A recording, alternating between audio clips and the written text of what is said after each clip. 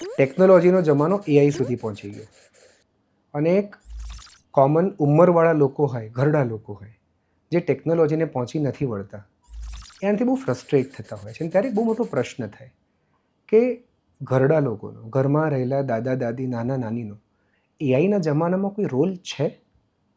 આજકાલ બાળકો મોટા કેવી રીતે થાય છે? એઆઈથી. તમે એમને કોઈક પ્રકારના સ્ટ્રીમિંગ પ્લેટફોર્મ સામે બેસાડી દો અને એમના કહેવાતા સુપર હીરોઝ જે આયરનના હોય છે, જે ખૂબ સ્ટ્રોંગ હલ્કી હોય છે, અને એમની પાસેથી લોકો વાયોલેન્સ, અગ્રેશન, તૂટફૂટ, મારામારી શીખતા હોય છે. અને આ બાળકો મોટા થાય ત્યારે એમના બિહેવિયરલ પ્રોબ્લેમ્સ, એમના અટેન્શન ઇશ્યુઝ બહુ જ વધતા જતા હોય છે.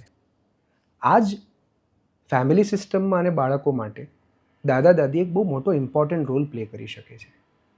દાદા દાદીનો રોલ એ આ બાળકોને એમના રૂટ્સથી પકડી રાખવાનો રહેશે.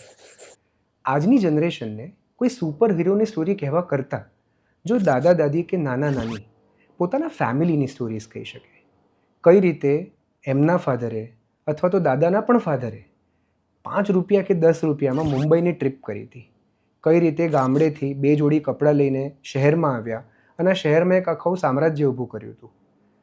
જો બાળકોને પોતાના ફેમિલીઝમાં રિલેટેબલ સુપર હીરો મળે, તેમનું learning model of the brain, એમનું સોશિયલ લર્નિંગ એ ફાર બેટર થઈ શકે છે. કારણ કે આ એક્ઝામ્પલ સાથે કોરિલેટ કરે, એ પોતાના જેનેટિક્સ કે ડીએનએનો આને ભાગ સમજે અને આને રિક્રિએટ કરવાની કોશિશ કરે, જેમાં બિહેવિયર ડિસ્ટર્બન્સ નથી થતા.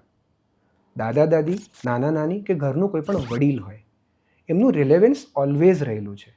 અને એમનો સૌથી ઇમ્પોર્ટન્ટ પાર્ટ એ પણ રહેશે કે ઘણી બધી વાર પેરેન્ટ્સ અને બાળક વચ્ચે તૂટી ગયેલા કમ્યુનિકેશનમાં એક જનરેશન વચ્ચેનો બ્રિજ બની જતા હોય છે અને આ પરિવારને એકબીજાથી તૂટતા બચાવતા પણ હોય છે.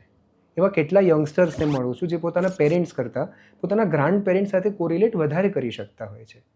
સો એઆઈ આવશે કે ઇવન રોબો આવી જશે, દાદા દાદી ઓલવેઝ રિલેવન્સ રહેશે.